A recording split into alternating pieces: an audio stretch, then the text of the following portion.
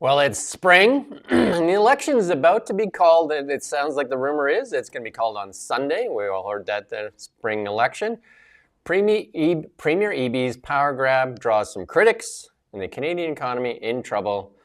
The voices get louder on scrapping the EV mandates, and the Liberals knew that their housing target was pure fantasy. And R2D2 is a reality. All that and more on The Really Big Show with me, Ian Burns. I'm Jim Check with Kelowna Now, and off to a stumbly start, but we're early because it's Thursday, because you have the big white snow report here at 10 o'clock. How you doing, Ian? Howdy ho. Yeah, so beautiful day in the Okanagan, blue sky, traffic flowing well. How's it looking? You had a beautiful day yesterday in Ottawa. Yeah. It's about 12 at the minute. There you go. Bit blustery and a little bit cloudy as well. So it's a mixed bag. So here we are, the first day of spring, March 20th. I think around 2:01 it became spring, right? So there you go. The flowers are starting to come out. I'm sure in Vancouver and Victoria, some of the blossoms are out already, but looks like a beautiful start to the spring. Yeah, I've been hearing the Blue Jays sing. That's always nice. A few little birds chirping away. And if you've been watching Kelowna Now's Really Big Show for a while now, you'd know that a lot of people were calling for a spring election, and it sounds like that's actually going to happen. I mean, yeah. Obviously they've not actually Next slide they've there, not Ronald. officially said, but what has happened here is that the Liberal Party, or anywhere people that serve Mark Carney, what it doesn't really matter who, have briefed select members of the media. They've sent an email or they've called them up and they've told them that this election is happening. But for some mysterious reason, they don't want to announce it. I think, or they don't want to announce it officially. They want to do it through this sort of like backdoor method. I find that quite unusual, but I mean, I can only assume that it's to get everybody within the Liberal Party, everybody on that side, on the sort of left side, ready so that they can start making plans, get prepared, start thinking about where they're going to spend their advertising money and so on, how they're going to organize themselves.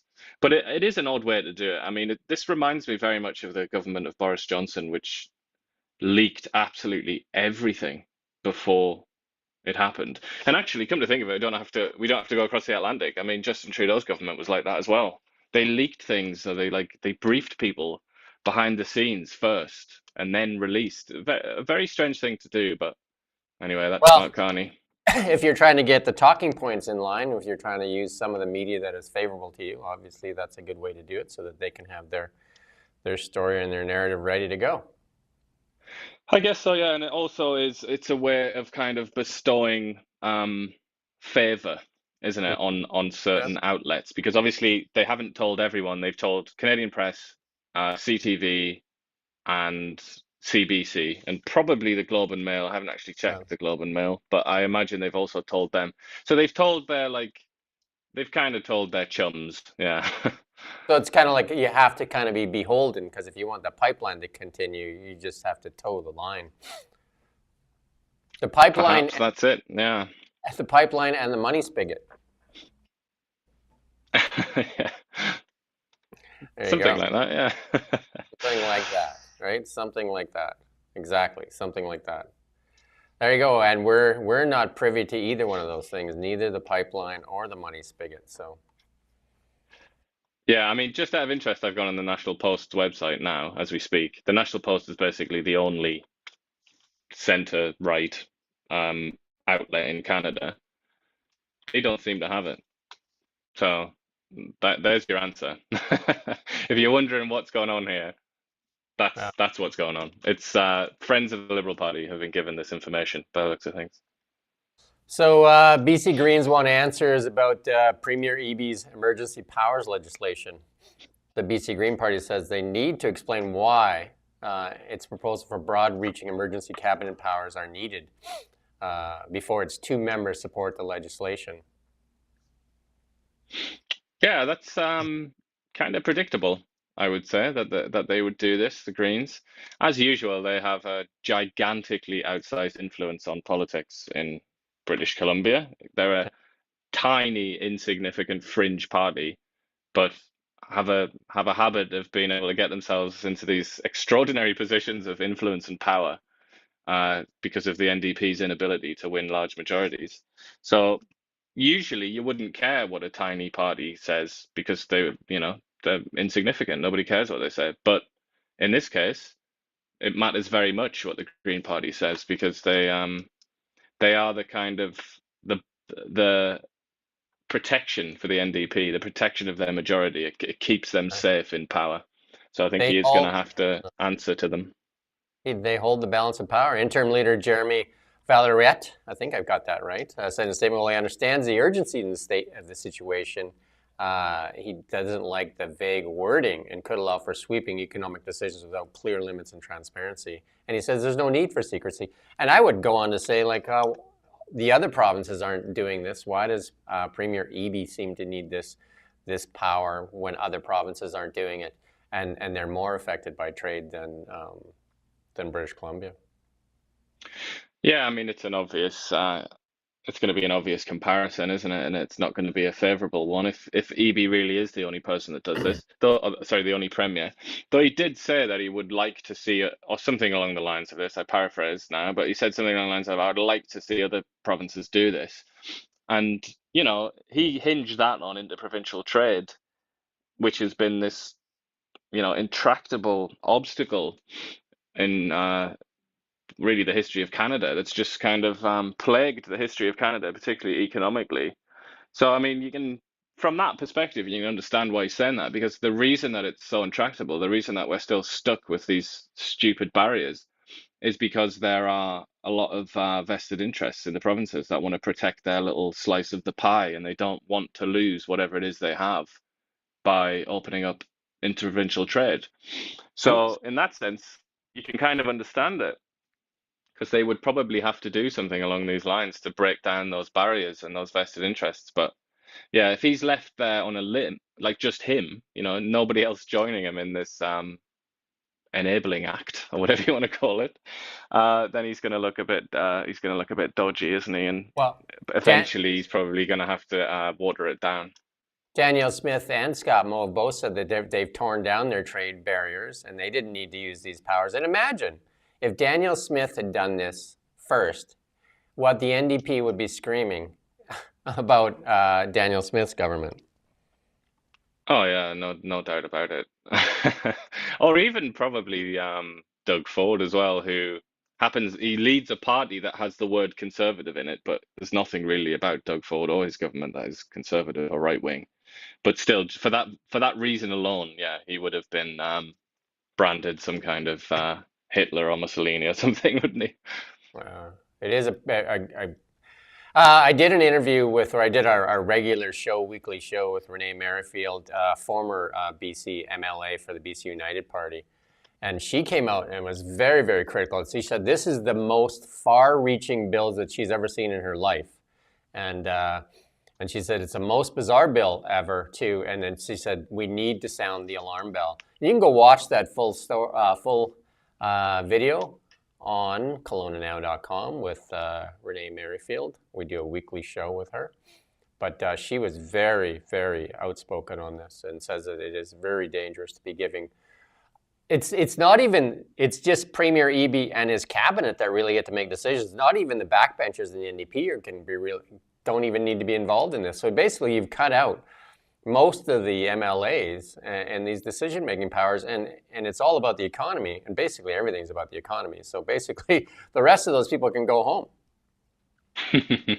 Well, they all got promotions, so I guess a lot of them are going to be involved in some way, aren't they? But yeah, I mean, it's about the legislature as a whole, isn't it? And it kind of it bypasses the legislative assembly, and also the courts to an extent. But that's as it should be. I mean, we don't live in America. People often forget that. We don't live in the United States where the judiciary is this kind of like almost insanely powerful force. The judiciary in Canada is supposed to just judge the laws that are made by parliaments. So, but I mean, anyway, it also excludes the judiciary to some extent. So it really does just leave it all to the executive, which is David Eby, basically. But it's, I think most people can probably understand why he's doing this. It's just a little bit unusual, especially from the former head of the BC Civil Liberties Association. It's not on brand for him, really, is it? So, and also the other thing that I would say, it's not on brand, but also he didn't really explain it properly, or he didn't really build up to it. He almost tried to like sneak it out a bit, didn't he? It was like, I think he did it on a Friday, Yeah, but and it was I like one also press conference. Like, if you're going to do something this huge, especially something that's so off-brand for, a left-wing lawyer as he is, you're going to have to make an enormous amount of noise about this and say, like, look, I know this is crazy, everyone, but here are the reasons. You have to win people over, I feel. I think it's like it's also preemptive, which like there hasn't been anything that's kind of gotten in the way yet, other than themselves, and all of a sudden they're just grabbing more power, which seems like bypasses what the purpose of the legislature is. Yeah, and the whole nature of the political system. Yeah. Yeah. And here we talked about Danielle Smith. Danielle Smith proposes oil site trespass bill to keep federal workers from grabbing data. And the Alberta government is proposing a law that would ban federal employees from going on any oil-related sites, from wellheads to corporate head offices. But critics say the province doesn't have the right to do so. See, when Danielle Smith does something, then there's a lot of outcry, right? But she says Yeah. Alberta will do whatever it needs to do to shield its economy from the Liberals' growth-killing lunacy. Um, Yeah, I mean it is a little bit ironic, isn't it, that Danielle Smith is chirping at David Eby, and then at the same time she's doing this, which is obviously very confrontational and yeah. controversial. But I mean, in this scenario, Alberta, I think the Albertans, to a lesser extent, Saskatchewans as well, they've rightly in many ways, they've developed this kind of political culture of persecution, haven't they? Like they are the victims of persecution. So I think, as is often the case, when you have any kind of political culture like that built on this idea of um, your group as the persecuted group, you tend to feel a bit more bold and a bit more entitled when it comes to doing things like this. So that's the context, and it makes absolutely perfect sense to me why Yeah. she would do this and why this would be deemed acceptable in Alberta.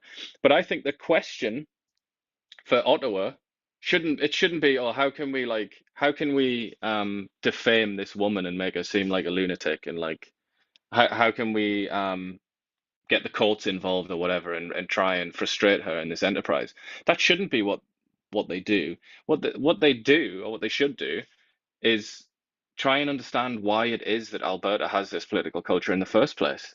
And it's because of 50 or more years of being taken for granted by Eastern Canada, and by being refused infrastructure projects and basically wealth generation projects for decades now, and they're sick of it. So, you've got As to understand why this is happening. she did say that the premier said on Wednesday that the latest legislation is a warning to Ottawa that Alberta won't tolerate unconstitutional overreaches, and it's an invitation to help build pipelines across the country. And she said if the new prime minister wants to resume an old fight, we will, and we'll fight tooth and nail.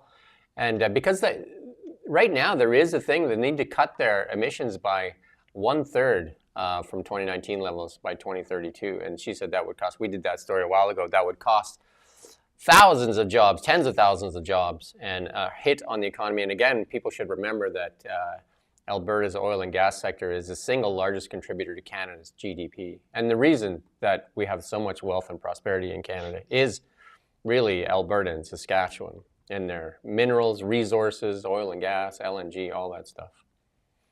It's also its contribution to global CO2 emissions is so small that it might as well be, it's like a dot in a Jackson Pollock painting. It's like, why would you even why would you even be bothered about that?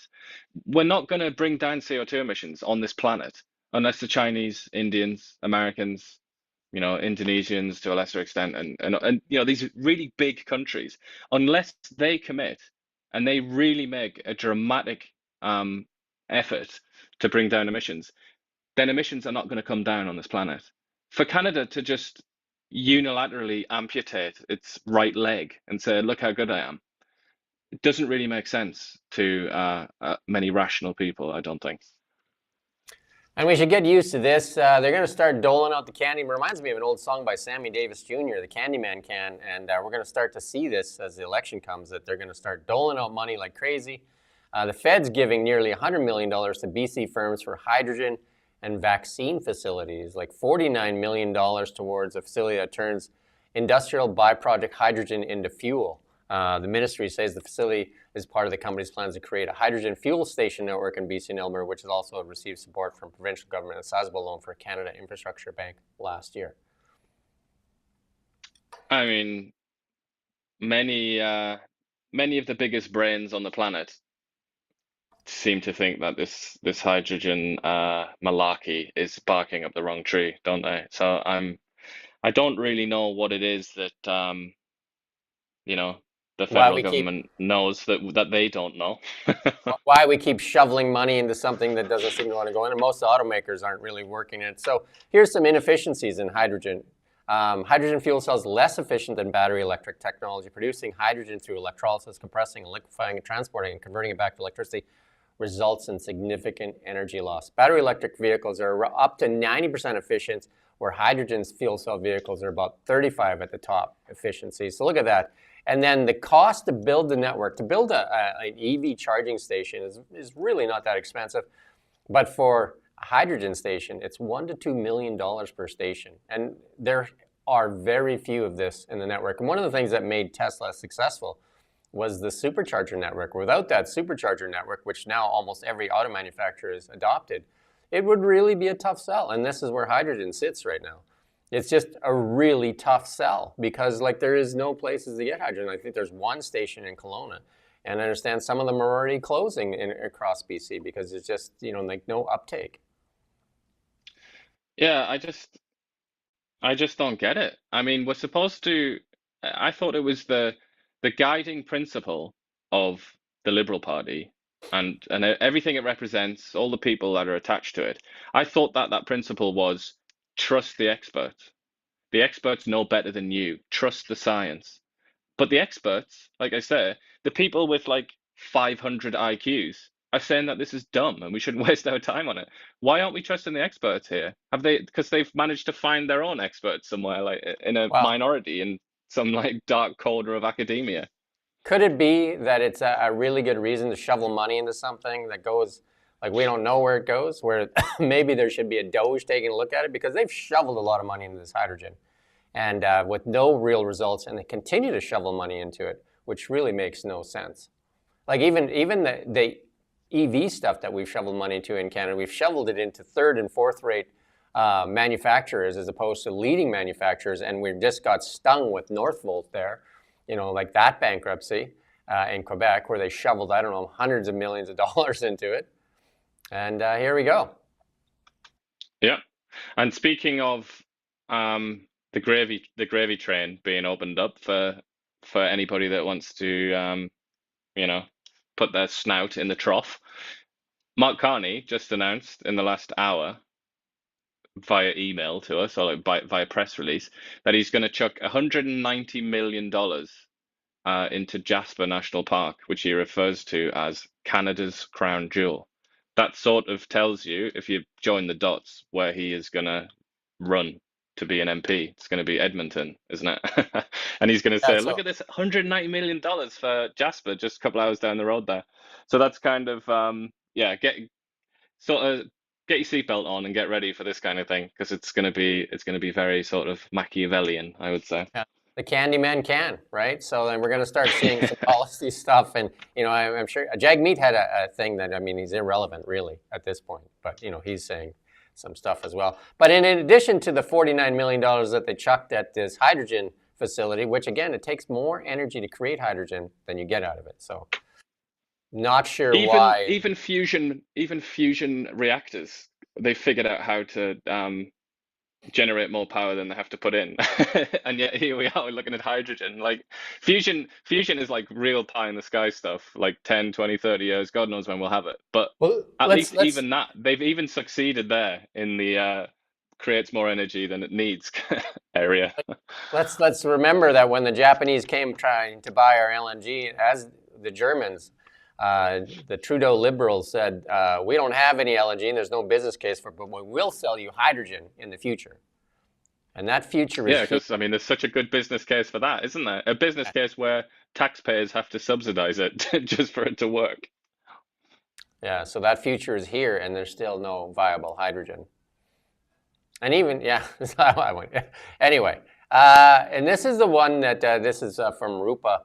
Again, I know that she's got an axe to grind as well, but if she was a conservative, she'd be hammering away, and you and I have hammered away at this forever. The growth-based GDP per capita in the last 10 years, if you look at where Canada sits on this graph, no, the Liberals don't want to talk about this.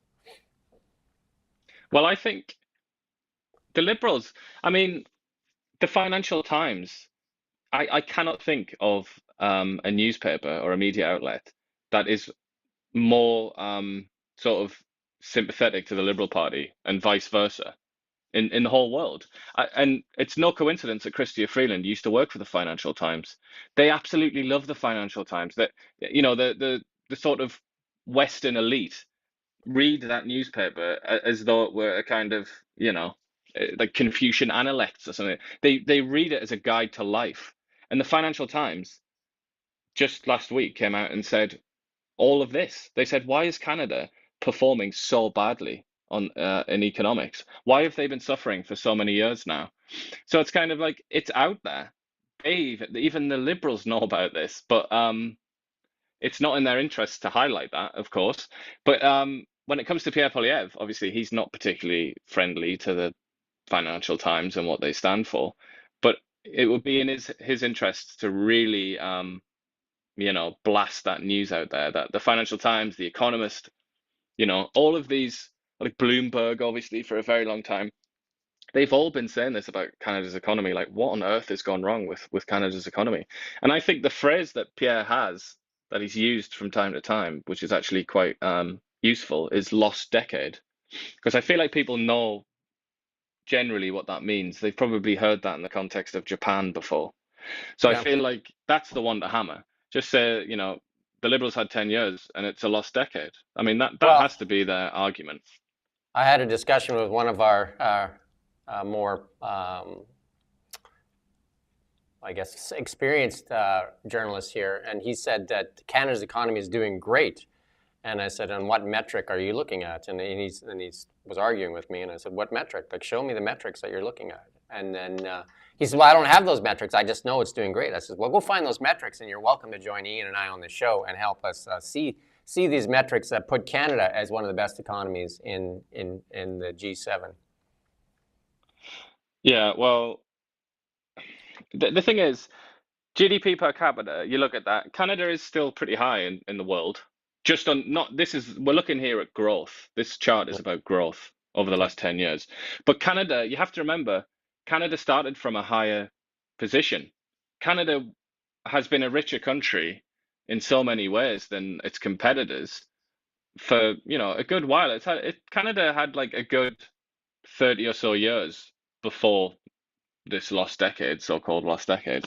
So, and also, we're in North America here. Like, there's more space. There's like we're energy self-sufficient. We're theoretically, anyway, sort of agriculturally self-sufficient. We have so many advantages that the Europeans don't have, obviously, and a really close relationship with the United States that we used to have economically. So, Canada kind of was already at a bit of a high point. So, the question isn't so much how are we doing right now, though that is also pretty bleak in many ways, but it's also like, look at the trajectory. Like, why is it that countries like Spain and Italy and Japan, all these countries that were considered to be basically dead in an economic sense, why have they grown many, many times faster than we have over the last 10 years? That's got to be the question. It's about where we're going and how we're maintaining this wealth that we've been given by our Well, predecessors here. I think I have the answer for you because we've suppressed our natural wealth. But what's beneath our feet, we've suppressed that lost decade. We've suppressed that for 10 years because of their main policy driver. And it seems like that policy driver is going to be the same because the messaging that's coming out, it sounds like it's the same. And maybe it's been couched a bit and kind of like bamboozled in a couple of different words, but it seems like it's going to be the same policy, like full steam ahead, just a little more with different words. Yeah. Well, I think a little bit like the UK as well, a country that I know a little bit about. I think Canada has spent quite a long time saying no to things, saying Yeah. no to new projects, obviously, famously, we're all aware of the pipelines and the Yeah. natural resources developments that have been given a hard no. But it's more than that. It's other areas of the economy as well. And, Canada, as we've discussed it many times, and we're absolutely not the only people that say this, Canada is like in a superb position for reasons that I just explained, like energy self-sufficient. That is such a gift, right? Especially at this moment in history. I, Like Canada is in a position to pretty much do what it wants and sort of determine its destiny. But I think for I, so long, the Canadian elite, at least, and probably I wouldn't say that much of the electorate, has kind of wanted to hold on to what they've got. They've wanted to kind of stay in a sort of frozen period of time where it's like it's always just like the 90s or something like that, and you don't have to adapt and change and build. But the reality is you have to. You can't just expect to be rich forever. You've got to kind of adapt and move with the times. as our resident expert in the European Union and the UK, do you think they would have squandered the natural wealth like the Canadians have over the past decade? I think that the British certainly would have, because the British did squander a lot of their oil and gas wealth, and obviously they have a lot of coal in Britain, and they've basically made coal illegal because they just don't want to. So the British are almost unfathomably stupid. Like if you think Canada's elite is stupid, let me introduce you to the British elite. Like any sort of exam, any sort of quiz, whatever, the British will lose. They'll fail because they are so dumb that it sort of causes me physical pain to even think about it. But the Europeans are not as dumb as the British. And the Germans, for example, yeah, if the Germans had access to the kind of natural resources that Canada has access to, absolutely, they would have used it, and they would have what they did instead was use the Russians. I mean, they would much rather have used their Well, own I mean, stuff to the feed answer their is quite industrial beast. the answer is quite clear with the Germans and the Japanese. They came here to get it, and we refused to give it to them. Absolutely. And then, the rest of Europe, like look at Norway, they've gone absolutely gung ho on their natural resource wealth. The French don't really have all that much in terms of natural resources, but they're smart enough to Yeah, have built nuclear power plants. So they yeah, did, they didn't mess around, the French. They just did what they needed to do. the French are famous for definitely going into Africa and exploiting the natural resources of Africa, though. I mean, that is one of the French legacies for sure. Canadian Yeah. small businesses, though, at a 25-year low, according to the Canadian Federation of Independent Businesses. So there you go, 25-year low. I mean, that's how people feel. Optimism on Canada's small and medium sized business fell to the lowest level in at least a quarter century. Um, and a lot of people, I mean, I talk to a lot of people, and I could say the same thing for our business, right? Like we've been in survival mode since Bill C-18. We've been, since COVID and Bill C-18, we've been in survival mode instead of expansion mode. Like at one point we were talking about, like rolling out new now cities and doing different things. But, like right now, we're struggling to survive along with many of these businesses. We've done so many stories on businesses that have closed here in Kelowna and the surrounding area.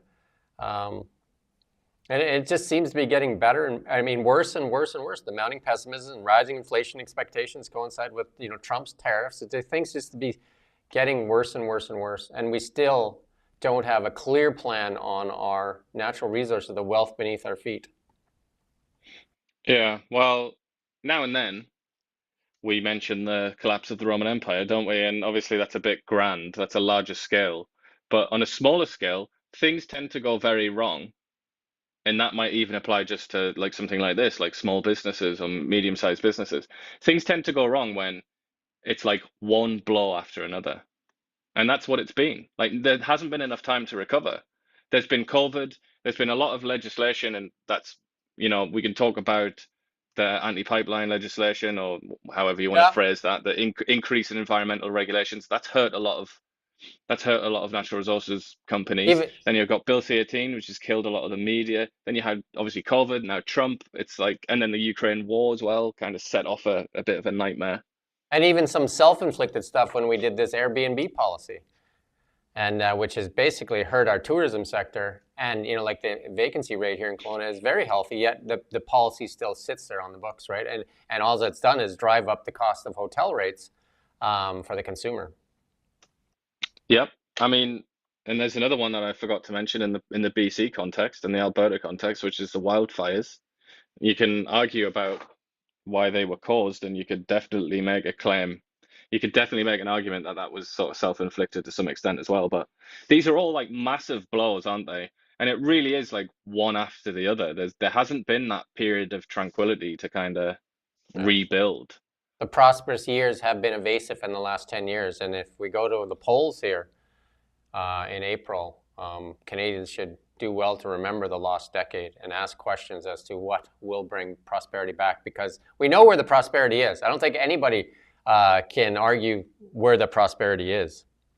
It's, are we willing to tap it or not, is the real question. Yeah, I mean, especially at this period in history, I think that you have to, everything must be attuned to its times. Everything has to be linked in with the sort of global economic context. And right now, we're going through really crazy changes, aren't we? And we have been for a few years at least.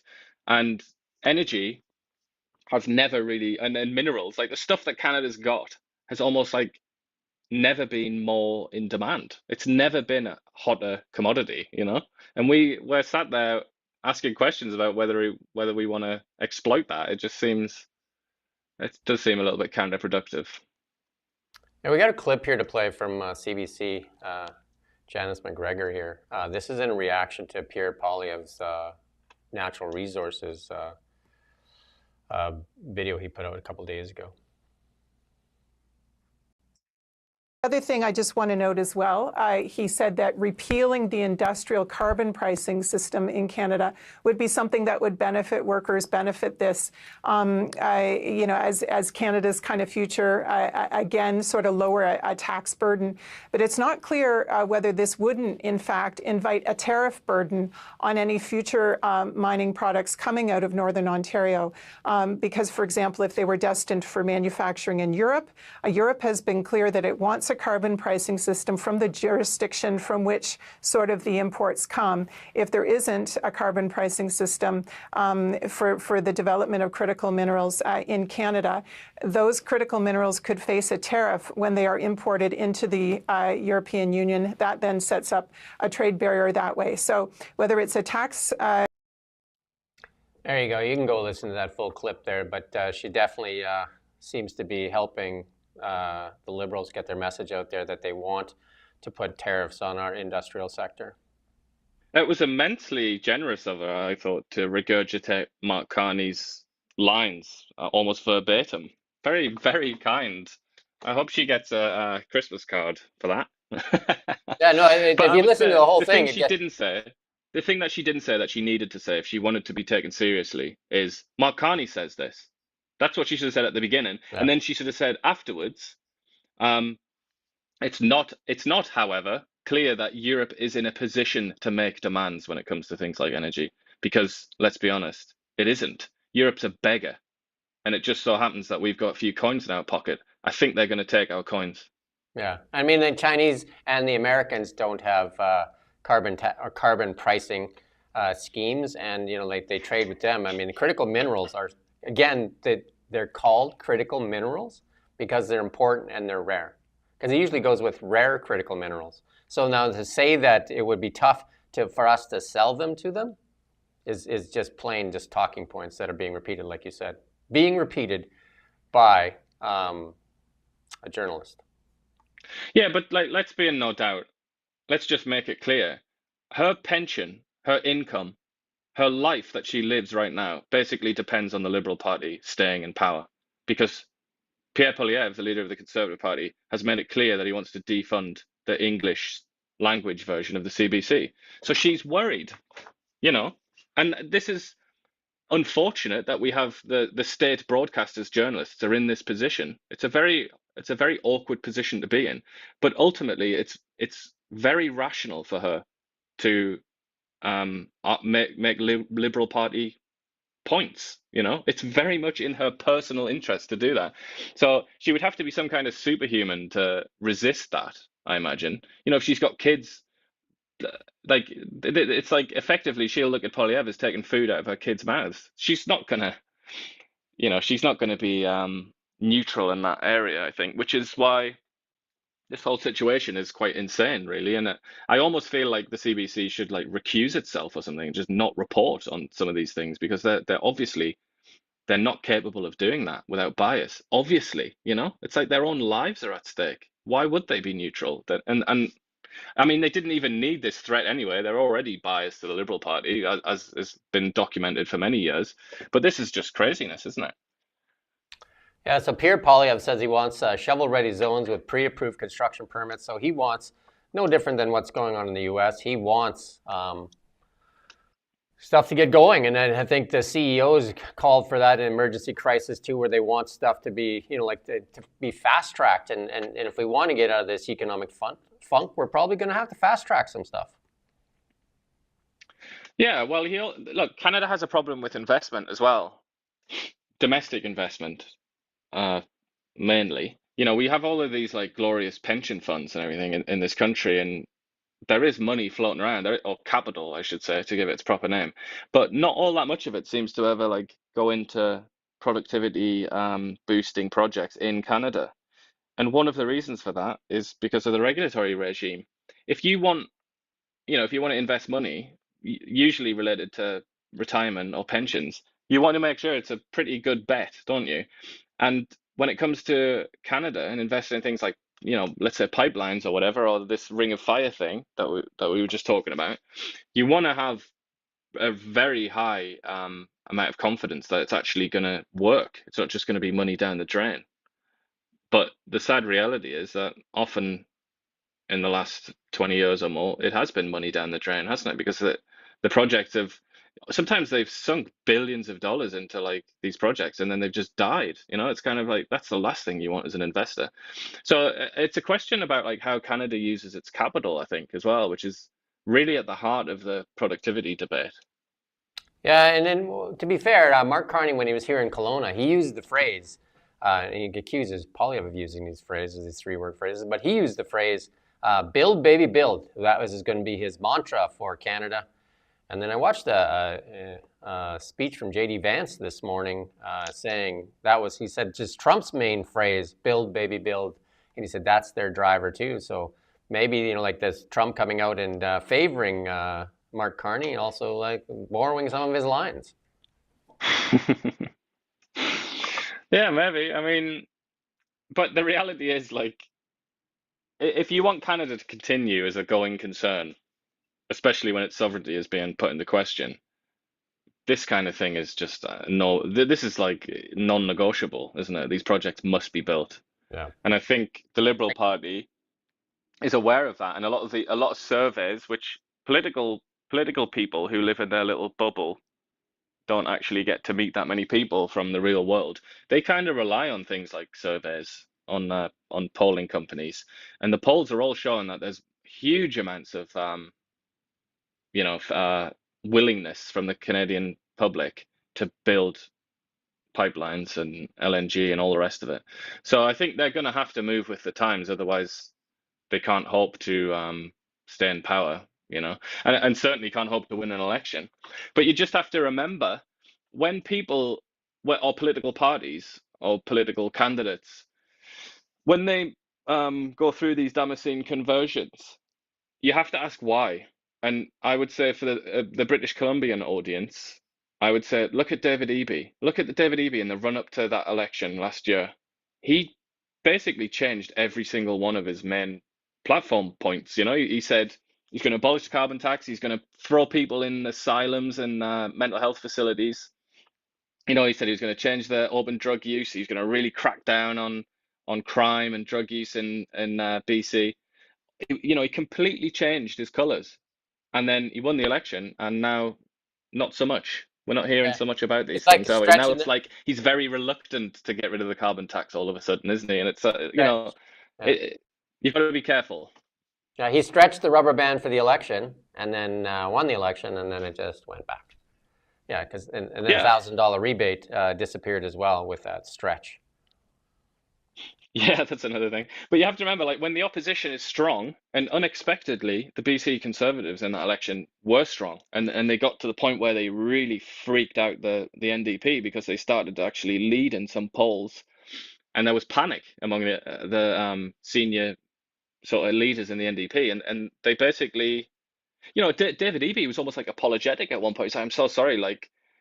I've kind of neglected public safety in particular. He said he didn't say exactly those words, but something along those lines, to that effect. It was like he was being remorseful because he saw his support disappear. And then the opposition of Pierre Poilievre, obviously it's kind of been doom and gloom for Poilievre the last few months, but overall he's been a very strong opposition leader, and he's made the Liberals concede loads of areas of their policy, like the carbon tax, capital gains tax, immigration, and so on. So you have to understand it in that context. The Liberals are ultimately fighting for their lives. They're fighting for their position in society, for their incomes, all the rest of it. Their fame, their entire like perception of themselves is bound up in this. So they're they're liable to say anything to be elected. So you just have to bear that in mind. And if it was the other way around, we should stress, if Poilievre was the prime minister and Carney was on top in the polls, you'd expect Poilievre to move left, wouldn't you? And Poilievre to say things about the environment and whatever else, because they're trying to maximize their potential vote collection, aren't they? I think if Poilievre was the prime minister, he might be facing some more pressures from the media, though. Yeah, well, there's no doubt about that. I don't think serious people would contest the argument that the media in Canada, the main media outlets, are generally more favourable to the Liberal Party than they are to the Conservative Party. I mean, yeah, that's just a fact of life as far as I'm concerned. So here was a big Liberal promise near the end of their tenure under Trudeau that they were going to meet all these great housing targets. And according to an internal memo, this is the Holly Blacklock story, that they knew that the target was faked. And that was in a secret internal memo last June 18th, acknowledged it could not meet the housing targets despite repeated promises to the public. Yeah, it's pretty damning, now, isn't it? Yeah, so they just basically what you just said, what you just said is they actually were doing what you just said. They just said whatever they needed to say to get votes in favor with media and the public, and they knowing full well that they couldn't meet those targets. Well, they were being, you look at this from last summer, they were being roasted, weren't they? They were being burned alive by not just the Conservative Party, but like for once the media as well, and also like the banks, and all kinds of reports were coming out from everywhere about what an absolute catastrophe Canada's housing market was. Usually connected to immigration in some way, and they were flailing, they were desperate, and when you're in that position as a politician, you need something, don't you? You need a sign to point at. You need to be able to say, yeah, it's been tough. That's why. 3.5 million, and once you've got these numbers and you've got these promises and you've got a picture of Justin Trudeau with a hard hat on, with a building site behind him where houses are being put up, then you've got something to fight back with. But whether or not that's based on reality, that's always the question, isn't it? And it seems like in this case, alas, it wasn't based on reality. It's, to meet the construction demand, they would need to increase their construction by 220% from 220,000 homes built annually to 700,000, which they knew that they couldn't do, right? I mean, they just make these like even Mark Miller, one of his last things he did was, like give fast track immigrants in the construction industry, but 6,000 of them. I mean, that's not going to change how many homes get built. Yeah, but then they can receive a memo like this. Let's just imagine Justin Trudeau. He can receive a memo like this, but still keep a kind of intellectual consistency by saying, no, we can do this. Like John F. Kennedy style. Like, we're going to do it not because it is easy, but because it is hard. And like that's where the political bollocks comes into it. And he just says, no, I know you say that, but you're a naysayer. we're going to do this, even though, obviously it was never going to be done, was it?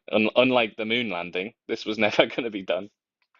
And then this is the one that you and I have talked about relentlessly. If you watch our show on a regular basis, you would have heard us say this many times. And this is now industry saying, forget the EV mandates. So automakers yesterday petitioned British Columbia to repeal its electric vehicle mandate that was first in the nation. The BC program set the pattern for a federal mandate that proposes to outlaw the new sale of gas and diesel-powered vehicles by 2035. And it's not just that. This is an escalating scale. So this is British Columbia's target of 90% zero-emission vehicles by 2030 is not achievable, manufacturers said, and dealers. The best-case scenario, which does not include significant trade disruptions, would sales increase by 50%, 57% by 2030. So again, the Americans have dropped the EV mandate. If we don't drop it here in Canada, you can kiss the auto market goodbye here in Canada. And, is there a single person, is there a single expert, everybody's favorite term, is there a single expert on this planet of any particular worth or note that said that this was possible, that this was a good idea? Because as far as I'm aware, the answer is no. Nobody thought this was a good idea. No. So the BC legislature in 2019 passed the Zero Emission Vehicles Act, mandating 100% sales target for all new vehicles in 2035. Zero emission vehicles last year accounted for about 21% of sales in BC. And then they've, a couple of things they do, they would say everybody wants to drive an EV. And then they just, took away the rebate for Tesla because it's a political reason. So that's the best EV maker out there. So they do that. And then they also get rid of the EV PST credit. So you don't have to pay PST on used EVs. And then the federal transport dropped the $5,000 rebate because they ran out of money. And then, so it doesn't even make any sense. How are people supposed to make this forced switch? People will switch to EVs because they're cheaper, better, and faster, right? You don't need to punish them. And you need to stop punishing the automakers too. Yeah, it's almost like they've arranged the regulatory system and the legal system to make an environment that is the least favorable possible for the sale of electric vehicles. Because the other thing that obviously you mentioned Tesla there, you mentioned the removal of these incentives, but they've also, in effect, banned Chinese EVs, which are the cheapest in the world. So if you're really serious about this EV thing, all of that would be swept away. Tesla would, obviously it's a bit awkward right now because Elon's associated with Trump and all that, but you would get rid of that. You would reintroduce incentives. You would try and bring these auto manufacturers on board rather than threaten them with fines, which is just nuts, like a crazy authoritarian scheme to fine them for not selling 100% EVs. And then you would open up the market, completely tariff-free trade with China for EVs. If your ultimate aim was 100% EVs, if that was truly the aim. So we have to wonder what actually is the aim, because they're not acting as though that really is the objective. Their actions are completely different from their mandates, for sure. And then we're going to get to it later here, how the Saskatchewan and Alberta farmers are suffering because of that tariff that was put on Chinese EVs. This is Eleanor Sturko in a tweet, though, and says, in 2020, the NDP used $55 million of your tax dollars to build a 110-room Howard Johnson Hotel in Granville to house homeless people with severe mental health and addiction issues. Not only they're not getting the care and they deserve, it's destroyed businesses that employ 10,000 people with an estimated economic loss of $750 million. We've seen that here in Kelowna as well. Yeah, Sturko, she's on the ball, isn't she? They must the NDP must absolutely hate her guts, really, because she's very active and busy, isn't she? She's doing exactly what she should be doing, I think, as an opposition MLA. But she's got a flashlight and she keeps shining it, right? And that's what her job is, right? Yeah, exactly. And even if you're an NDP supporter, you should be grateful that we actually have people that can do this job, because obviously we really need opposition.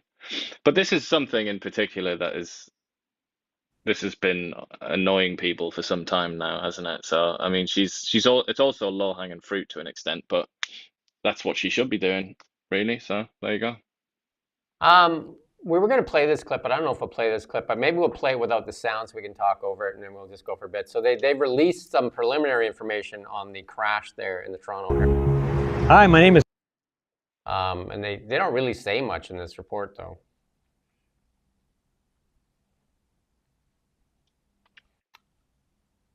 Yeah, maybe we just could cut it back. That's good, Rommel. Yeah, they don't say much in Yeah, that it's report. a funny one, that. No. I mean, the biggest thing is that they just acknowledged that there was all of a sudden, like 3 seconds before touchdown, there was this like dramatic descent, obviously. And if you watch the video, you can see that happen, and that's what causes the flip. It's almost like the bounce or something, isn't it? But yeah, with it being a preliminary report, they haven't like assigned blame or gone into like details about what the pilot did or didn't do and all that kind of thing. This is very much like this is just like the foundations of the house that they intend to build, I think. Yeah. Yeah, so I mean, they are working on it. I guess that's the main story. But they, they did say what, the wheel snapped off, which caused it to tip onto its wing, rip the wing off, and end up on its roof. Really, that's all they really said. Yeah, I actually think the most interesting thing about this isn't what they said, but rather the way that they said it. Rather than release some like 9,000 page PDF written by somebody that struggles to express themselves in English, they did like a 2 or 3 minute video. Well, they did do a report as well, but they did like a 2 or 3 minute video on social media. It's like, that's good. That's like, I appreciate that commitment to transparency, because so often these institutions that we rely on for like really important information, they just bamboozle you with like the most garbage language where they barely speak English. They're just using like 15 syllable words and they can't write in clear sentences. But here's TSB releasing a video sort of saying, with a guy that sounds like a professional voice actor, kind of, it's like, it's admirable, I would say. Yep, I like that for sure. And then again, it goes to prove that X is one of the most important platforms out there when it comes to news and financial information, because people mostly go on X when they release stuff, including this BBC News tweet here that says China executed 4 Canadians for drug crimes. Yeah, Jolie has been talking about it as well. Melanie Jolie, the foreign minister, and as usual, just kind of sounded a little bit whiny and weak and ineffective. Didn't really say anything that the Chinese would care about. Whereas the Chinese just came out and said they broke the law in China. We do not recognize dual nationality. So they had Chinese passport and Canadian passport. So they just said they just ignored the Canadian passport, which they've done. They've always done that, the Chinese. That's not new. And then they said, there you go, Bob's your uncle. They're dead now because they committed drug trafficking crimes. But obviously, it's not that simple. The Chinese hold foreign prisoners or prisoners with foreign passports as like almost like hostages. We know that with the two Michaels thing, don't we? There's been many examples of that kind of thing. So this is a message, I would say. Make no mistake, this is a message to Canada, which is like, you're on notice. So we've given you the 100% tariffs on canola. We're trying to cripple your agricultural or one bit of your agricultural sector, and now we're killing your citizens, executing your citizens. So it's almost like this is China just sort of like giving Canada the finger basically, and or maybe not the finger, more like the cutthroat gesture where it's like, watch out, because like we're not happy with you. And here's the question of the day, because there's so much attention on Trump and his tariffs, and China's done the same thing, and this is it escalated it, and where's the reaction from our mainstream media and from the liberal politicians? Yeah, it's just not expedient, is it, to try and drum up a boycott of Chinese products? It's also completely infeasible, isn't it? It's not really possible, because Canada decided a long time ago to and we've seen uproot and destroy its industrial capacity and export all of that industrial capacity to China. So now we rely on them. So if we want stuff, we need it from China. And we've also seen that the country that seems to interfere in our election process is China's name most of the time. Yet a lot of silence from the media and from the liberals on China. And that they should be making a lot of noise on. And the person making a lot of noise on this, though, is Scott Moe. He said canola producers brace for that 100% tariff. And he said, and we played it a couple days ago, is that canola markets are tough to build. And this is a huge loss for Saskatchewan farmers. Yeah, and it's all as a consequence of what we talked about earlier, Canada putting 100% tariff on Chinese EVs. And they just hit back for maximum, to inflict maximum pain. And, it probably furthers their ends as well, because they'll be thinking about the possibility of Western separatism as well. And they want to try and do what they can to worsen that. And, they also targeted aluminium, I think, as well, didn't they? Oh, no, they didn't. That's something that Canada did. Canada targeted their aluminium and their That's correct. steel. Yeah, that's correct. Yeah. And that, no, the other thing that they targeted was pork, wasn't it? And fish Basically, products. our So that, basically our ag industry. Yeah. yeah. So, that the Chinese have, as Donald Trump would say, they kind of have all the cards, don't they? We don't have any, or we don't have many cards when it comes to China. But I do think it's like, I do find it baffling. And I've said this a few times. Why are the Chinese not Why are the Chinese not trying to capitalize on this split between, or this apparent split between the US and Canada? And I think it's a combination of things. I think they're too arrogant anyway to ever sort of do what would be necessary to make nice with Canada. That's not how the Chinese have ever operated in the whole history of all the dynasties, Tang dynasty, the Qing dynasty, all the rest of it. They've never behaved like that because it's not in their DNA to be friendly to other people. They position themselves as the boss, and you have to come and ask them for a favor. And obviously, Canada's not going to ask them for a favor. But I think that's one reason. And I think the other reason is maybe they don't believe it. I don't think that they believe that there's a real split between the US and Canada. I think they might think this is temporary and it's not worth it. So they've chosen instead to be hard on Canada, which is also a way of being hard on the US, which is their main rival. Yeah, and I mean, for me, the silence is deafening on the reaction to China. And I think just because it's politically advantageous to use Donald Trump as the main adversary, as opposed to looking at what China's doing. I mean, this should be executing 4 Canadian citizens should be like that should be what we should all be reacting to, and because that's one of the worst things you can do to a citizen of another country. I mean, yeah, can you imagine if the Americans did that? Yeah, Dual nationals, American Canadian nationals, and they executed four of them at the same time without any notice or anything like that. Like, obviously politically motivated. If that happened, I reckon Mark Carney would be jumping into a tank if we've got any tanks. likely not. Yeah, probably. And if we do, they probably don't work. You and I were talking off camera there yesterday that the only hope we have to building our military in Mark Carney's time frame is to attend one of the UK garage sales again to see what we can buy from them. Because it takes time to order. Now they're talking about scrapping the F-35 deal, and then maybe buying like a French made. I think the French and the Japanese are making a jet. But I mean, how do you get in line for that? Like, where is that line then? What is that? 10 years out, 20 years out? Because the French and the Japanese are probably going to take first if they're the ones building them, and they don't Yeah, build them over the between five weekend. and 10 years. There are two options. There's German, French, and Spanish, I think. They're on one team, and then the other team is British, Italians, and Japanese. The British Japanese one is considered to, as things stand, to be the better one. But yeah, I mean, this is all like they haven't flown them yet. They're still very much in Right. construction. They're being built. So I mean, it's with things like this, especially fighter jets. I mean, it wouldn't be unusual for there to be like delays of 5 years or even Or 10 years or more. something I like mean, that. they're So going to, yeah, if they're building them, they're going to take first, right? Because they're going to, stock their own military, especially nowadays, right? When most countries need to stock their military, and where's Canada sit in that line? It's not like definitely not first, and they don't build these things in a weekend. absolutely, yeah. But this makes it also a little bit odd that Carney and Jolie now have made it clear that these meetings with the French and British leaders, a lot of that, and also when Trudeau, if you remember, when Trudeau went to Europe and was kind of like the odd one out because it was a European conference and he was just Yeah. there for some reason from Canada, um, or from North America, I should say.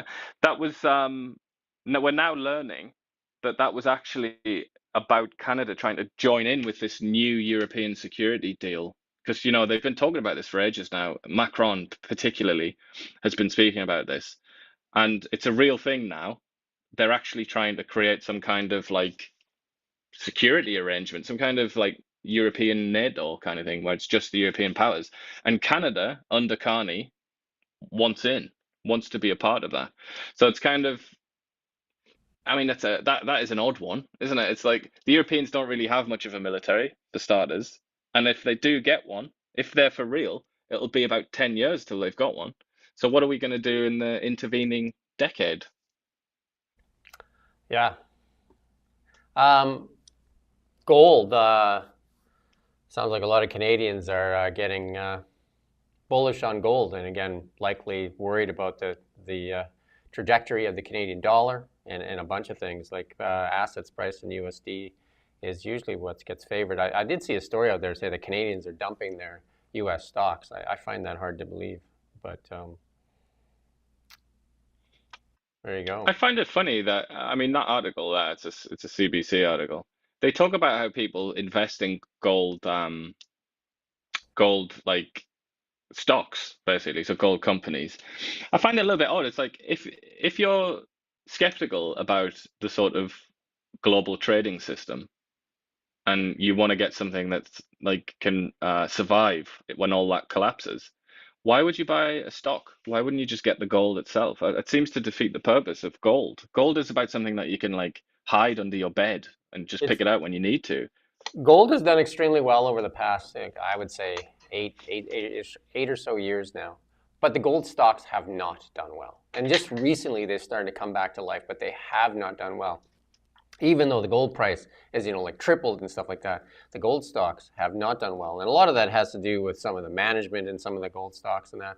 But like I said, recently, they're starting to react more favorably. And I think a lot of that has to do with the climate here in Canada on being able to build a mine and replace reserves that are being depleted.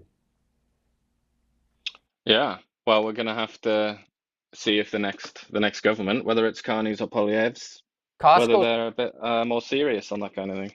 Costco started selling gold both in Canada and the U.S. I mean, I think about a year ago now, and they can't keep up. They can't keep up on the demand. I mean, Yeah, people. I thought was that not during COVID that happened? Because I remember Yeah, that they being a bit started. of a laugh. I think at the end there, but a lot of other cultures in the world really favor gold. Canada being one that doesn't. But even the Americans favor gold more. But like you talk about Asian markets, China for sure, India, and definitely the Arab world really favor gold. A lot of the Europeans still favor gold a lot.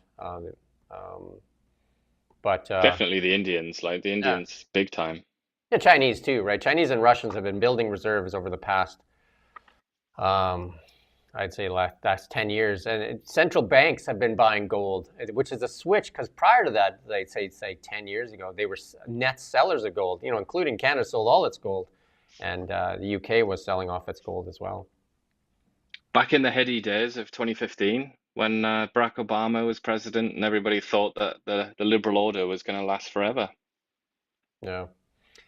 We got a few more things to get to, and here's one that touches us. A new for the Canadian Centre for Policy Alternatives again says since 2008, media outlets being decimated, and that's we know that ourselves. Like Bill C-18 is a tremendous hurdle for us, and then the Liberal government selectively funding some outlets and not funding others has made it like it's like they put their knee in your throat at the same time where they fund your competition. Yeah, they put. I mean, in our case specifically, they mentioned Kelowna in this report, and they say Kelowna is actually a bright spot in the Canadian scene because it has quite a lot of outlets.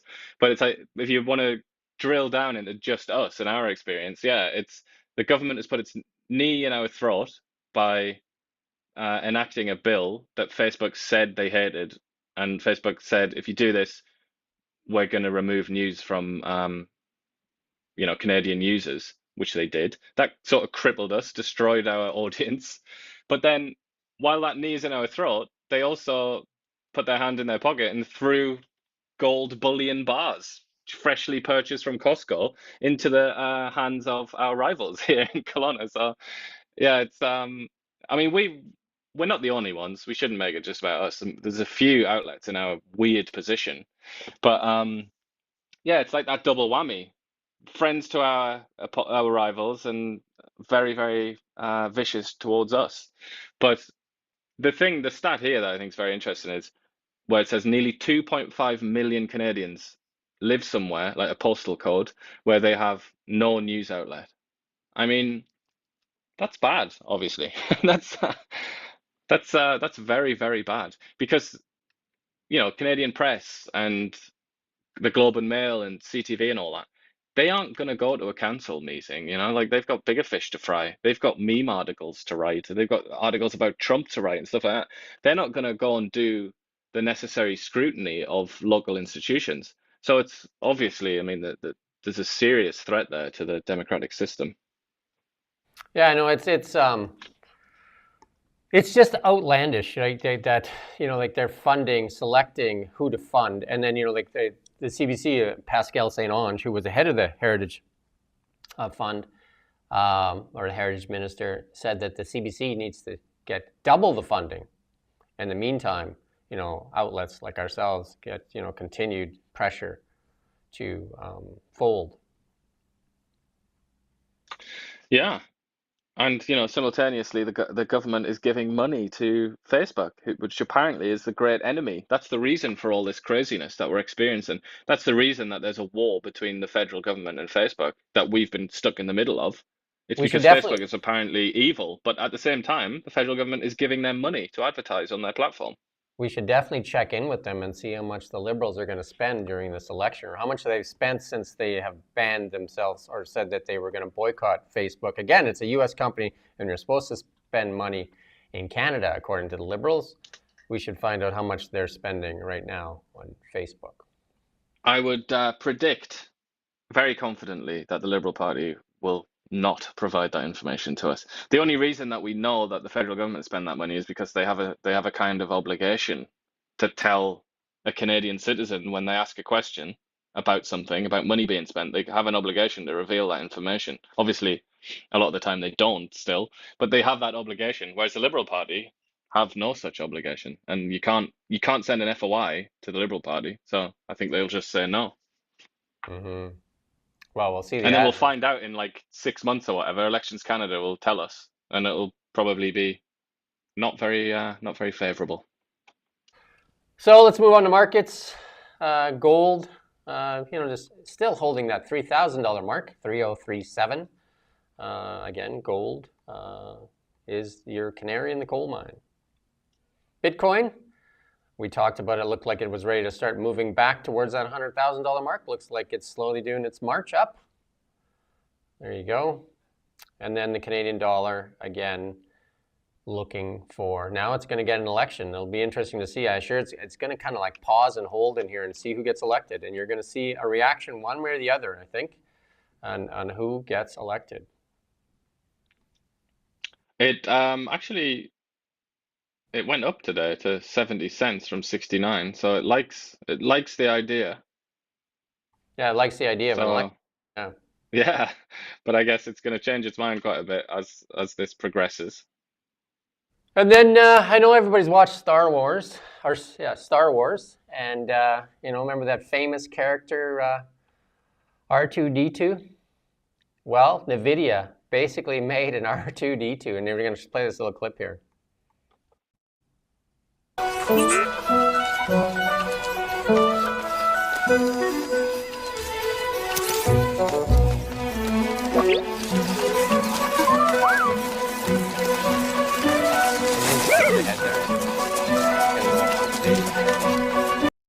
Just jump ahead. No, a little bit back. Blue hat. How do you like? Back a little bit. Back a little bit more. There you go. We're just gonna watch this.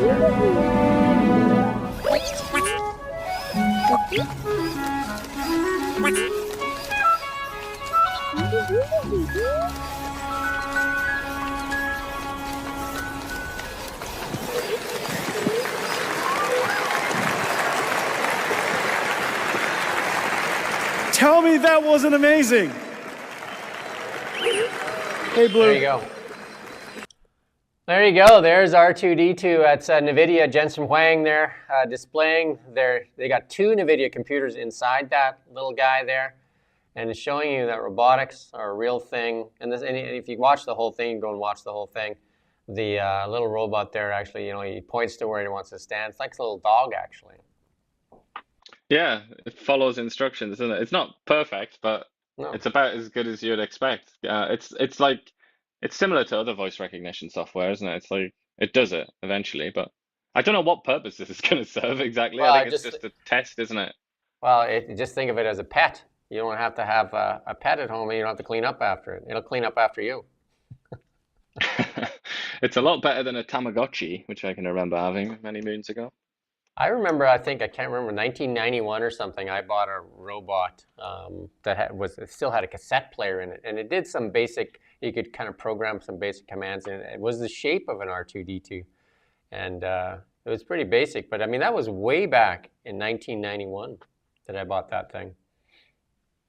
Yeah, I mean, now with the tiny chips and super powerful chips and whatnot, it's we really are living in the future, aren't we? And then a little bit of news on Grok. It'll soon generate some videos.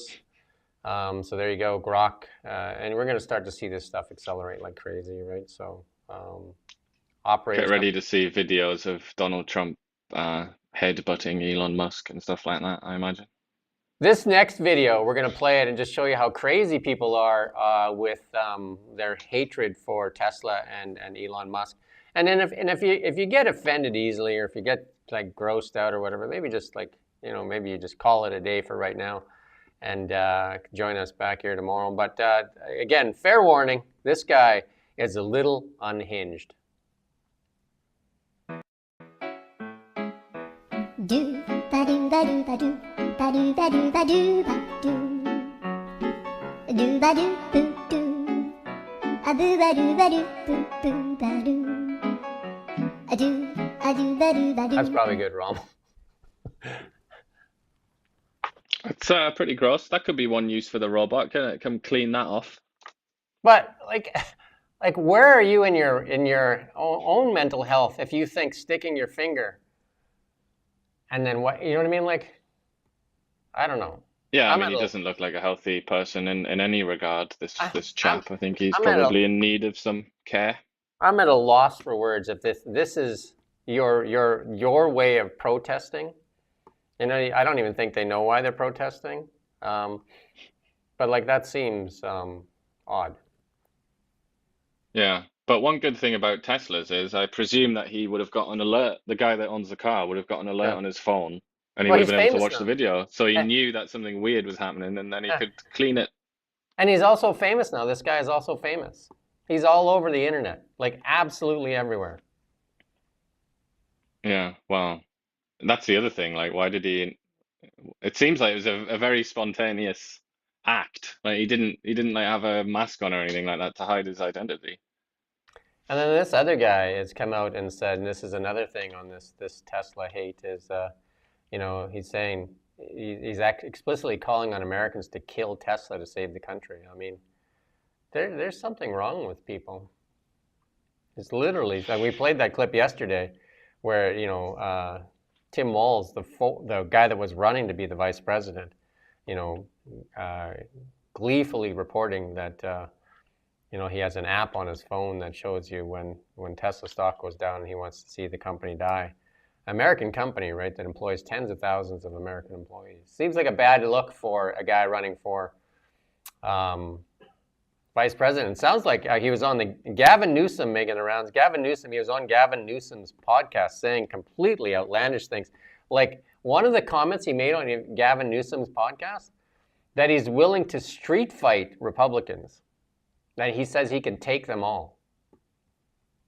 Did he mean that metaphorically? No. I assume he did. He can fix a truck and he can fight and he can beat anybody up. It's a very odd thing for a weird little fella in his 60s or 70s or whatever he is to say, isn't it? That's what I'm saying. You got to go listen to it. Like I don't know who he's trying to appeal to. Like I have no idea. Like if this is what they can muster up. They better go back to the drawing board. Well, I think that is very clear, isn't it? That they need to sort of do a a nationwide search to try and find some talent because they really, really have nobody. I mean, they're so lacking that the strongest person right now is probably the chap you mentioned, Gavin Newsom. He's Yeah. probably the best they have, and he's got a lot of flaws, let's say, to put it lightly. He's got a lot of baggage, and he's Yeah, well, not long ago he was looked upon as a bit of a dud, but now he basically is their best hope.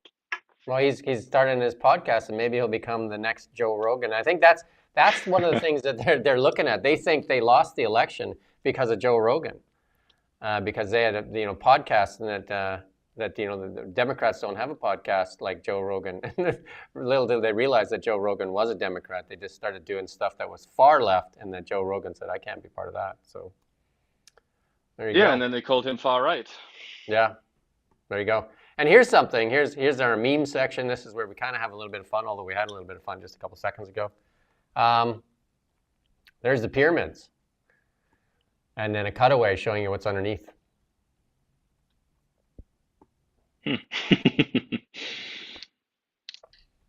That would be fun, wouldn't it?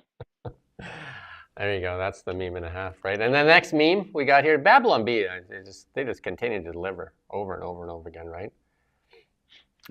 Trump agrees to give back the Statue of Liberty. That was that French politician that wants it back, and he said in exchange for all the land that the Americans liberated in World War II. Does that mean that we also get it? Because Canada played an outsized role in the liberation Right. of France. I think we should be calling up Macron and laying claim to the beaches of Normandy. We'll take it, yeah. We'll take Juno. There you go. And the Democrats say this is hilarious if you read all those things. Remember with all the stories that come out whenever something happened, it was always about climate change. Democrats say fire at Tesla facility likely caused by climate change, not activists. Right? I feel like instead of Democrats, they should have used the word experts there, and that would have been perfect. There you go. And that's our show for today. We try to have a little bit of fun at the end.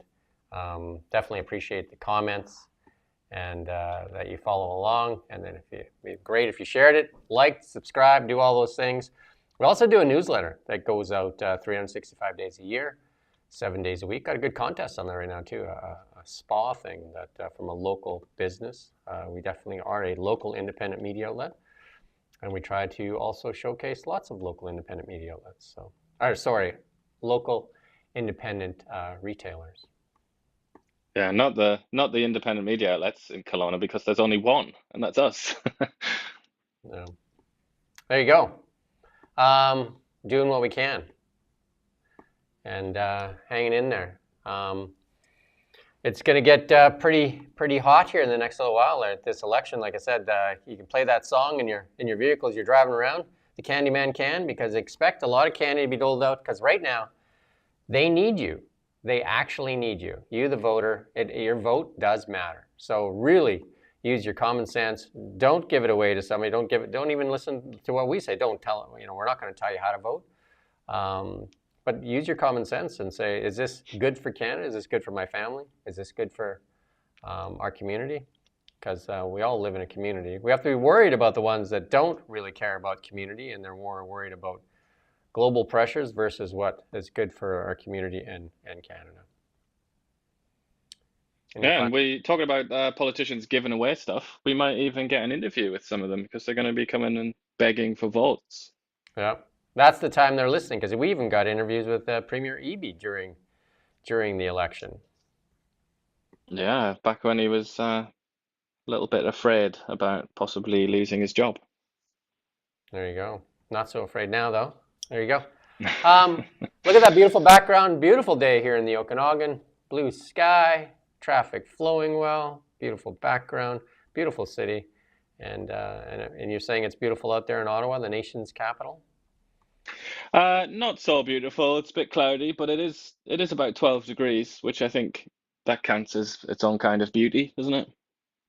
Well, get ready for some door knocking, Canada, because they're going to be coming out and knocking on your door, and make sure you hold them accountable, because they don't really want to answer questions anytime when they're elected. They just want to answer questions or tell you promises right now. And that goes for everybody. With that said, we do thank you for watching Kelowna Now.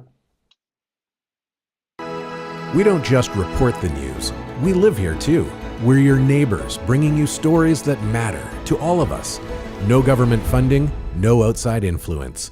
Kelowna Now, local, independent. News you can trust.